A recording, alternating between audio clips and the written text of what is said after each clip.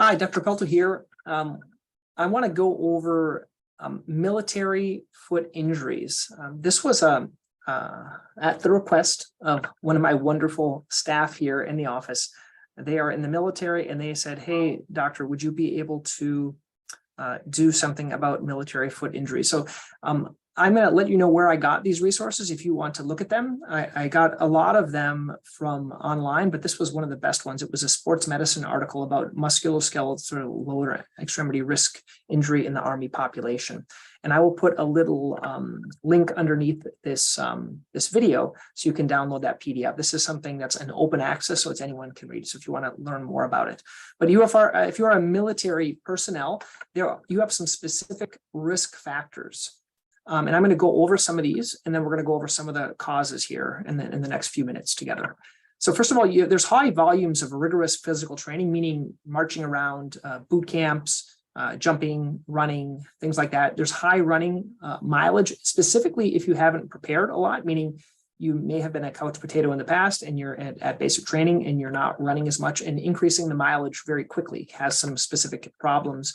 There can be rapid onset of activity after the start of physical training, like we mentioned before. Weight bearing activities, and that even weight wearing activities means having a backpack or a hiking pack on that can increase stress going through your foot. A history of inactivity, once again, being a couch potato and then going out and trying to get in shape. Previous injury history, maybe you've had a previous foot injury or injury somewhere else. You may have a history of smoking. BMI is body mass index, so increased weight.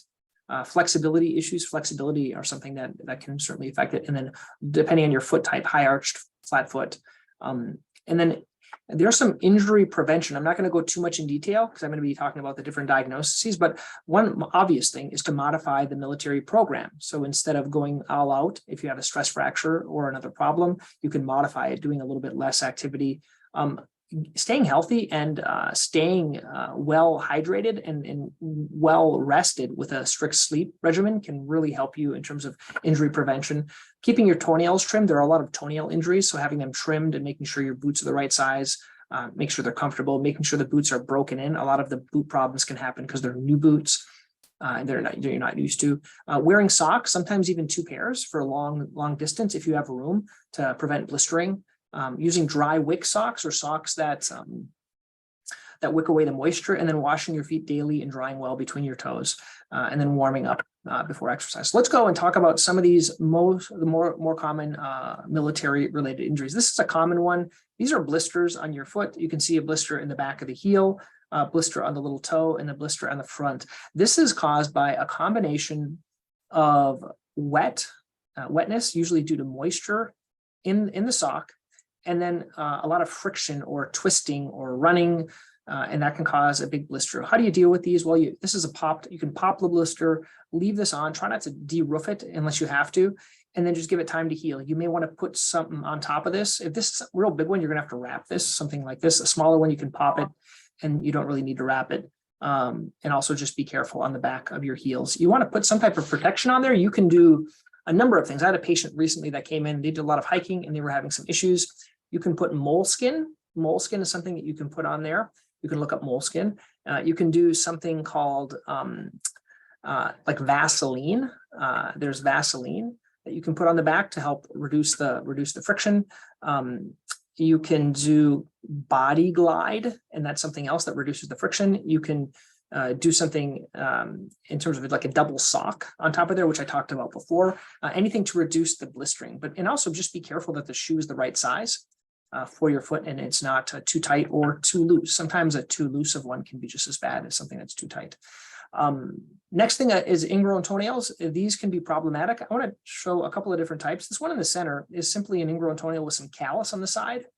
This is one with some pus, and this is one that has redness. These should be seen by a professional. If you have an ingrown toenail that's red, swollen, don't try to trim it out yourself. You should see someone. It's a very simple procedure. Your toe will be numbed and you'll take out a little wedge on the side. How do you prevent it? Well, keeping your toenails trimmed, making sure you don't trim them too much or leave them too long. making sure your boots are the right size so they're not too tight on the nail. But if you do have an ingrown toenail, it should be evaluated with a professional. Okay. There's two different types of procedures we can do. One is where you numb it and take out the edge. The other one is where you can put a chemical to permanently narrow the nail border, if that's something that you have going on. So ingrown toenails can be very problematic. Don't just live with it. You should get it checked out. If it looks, my joke is if it looks as big as your head, you should get it checked out. Sometimes they get really big and pussy. Don't just go to a place where they're going to give you an antibiotic. Don't just take an antibiotic and say, oh, it's going to be better.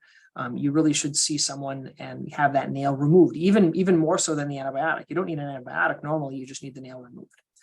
Next, we're going to talk about something very common for the military personnel. They do these hikes and they go from zero activity to miles and miles of running, and the body doesn't adapt. And therefore, stress fractures are very common. You can see this picture here on the right. There is this almost this cloudiness around the third metatarsal head. That is a healing stress fracture. And that might not be seen on the x-ray. If you get x-rays and it's not seen right away, you might still have a stress fracture. I find what works best is taking a tuning fork and hitting it on the area, making the tuning fork vibrate and then placing it on the area. Don't hit with the tuning fork. See if it where it's vibrating, if it hurts, that's a big sign of a stress fracture. And many times with the stress fracture, you're going to have swelling on one side of the foot and not on the other side. So you can see this other example here, swollen right foot, no swelling on the left foot. Swelling is a big sign of a stress fracture. And there's different places that they can happen, but normally they happen in the metatarsal shafts. That's the most common area of a stress fracture. You can't really do anything about it with boots. There's no special boots. Some people say that orthotics can help a little bit, or inserts that go in the boot. But I find that is gradually increasing your activity, increasing about 10 to 15% per week, upping your mileage. Going slow is really the best way to do that. Next is dry skin. There can be dried, cracked skin when you're in your boots. This may be a fungal infection. You can try an antifungal. If not, you can do a foot cream that can help. If these cracks get very deep, they can get painful. I find cracks aren't all that problematic for military personnel. It's not something that's specific to them. A Jones fracture. This is a very bad thing. You don't want this to happen if you are a military personnel. A true Jones is right here. This is a true Jones fracture. There are other types of fractures that can happen. You can see here on the fifth metatarsal. And the problem is there's not the best blood supply to these areas, and you should not be continuing to be walking without a walking boot. And even then you have to be careful that it'll heal. These types of fractures are very common. Usually if you twist your foot, you'd like sprain your foot or twist your foot inward, it can happen. And this should be checked out with a doctor, and you shouldn't just kind of live with it. These other stress fractures that I showed before, these ones previously, these ones you can continue to be active on. And some runners, they just keep running on them until they totally break through. But this one, you should not do that. That's a Jones fracture. A medial tibial stress syndrome or shin splints can either be shin splints or a stress fracture. This is a pain to the front of the shin.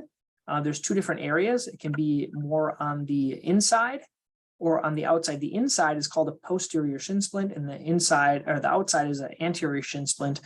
And these can be mistaken for a stress fracture. So once again, using a tuning fork, getting an x-ray, and then doing any types of treatments for this. There are different types of splints. There's one's called a CHOPAT splint, CHOPAT type of a splint.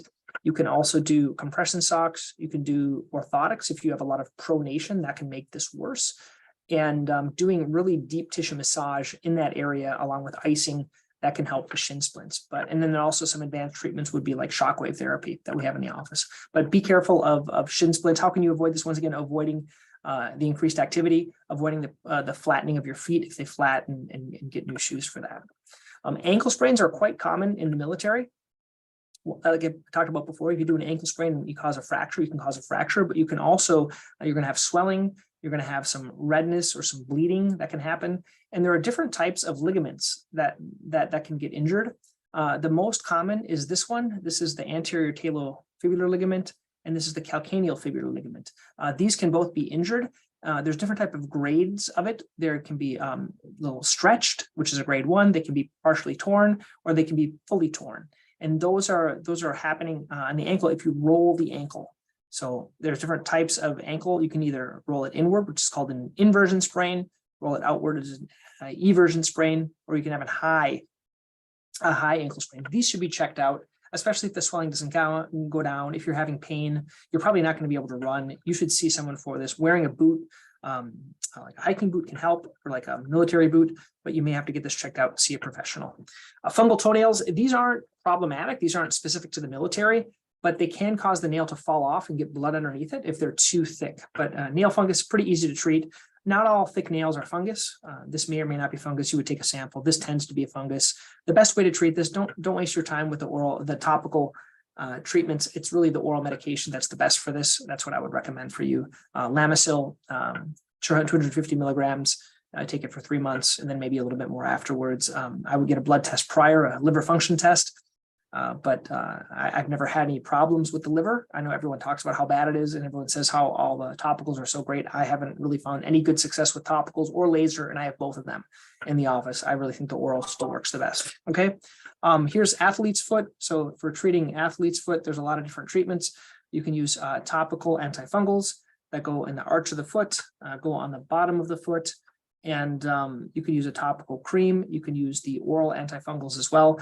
This can happen, especially if you get a lot of dampness. Another thing that can happen is called maceration. You can get maceration in between the toes. So drying those out well, changing your socks, treating the antifungal with antifungal creams. If you have nails that are being treated, the nail treatment will treat the skin as well. So you don't need two different ones. Also, toenail trauma. For toenail trauma, there is a lot of things that you can do for toenail trauma. Here you can see black underneath the toenail. A toenail is almost ready to fall off. Here, a nail that was pulled off, and here's another nail that was injured. So all of these are very common with military personnel. Bleeding, this is usually from a tight shoe or doing a lot of running. It can hit, especially if the nail is too long. This nail needs to come off. The whole nail will come off. This nail will come off. This nail came off. And this nail came off as well. Plantar fasciitis as well is something that's very common with patients that are military personnel. There are so many treatments for plantar fasciitis. I can't go into it with this little presentation, but suffice it to say, you're going to have pain getting out of bed in the morning, pain walking, or maybe at the end of your activity. I have on my website, drpelto.com, there are books on plantar fasciitis you can read. There are other videos on this channel that you can put. I'll put some links underneath this video if you want to learn more. Corns and calluses are quite common. This is all due to shoe gear. So having a boot or shoe that's rubbing, you're going to get corns, calluses, making sure that they are a soft material that's flexible to avoid the callusing. That's really the best thing to treat this. So those are the ways of treating different types of military injuries. They're very, very common for those that are in the military. We don't see a lot in our office because we don't see tons of military personnel, but I hope this was beneficial. I'm going to put a link to a lot of resources of what I've talked about, especially like for plantar fasciitis. There's books on the site on drpelto.com. You can learn more. Certainly put any comments. I'll try to answer as many as I can. And let me know what your thoughts are on, or other things that were maybe missing. Let me know, put a little comment underneath this video. Okay, thanks.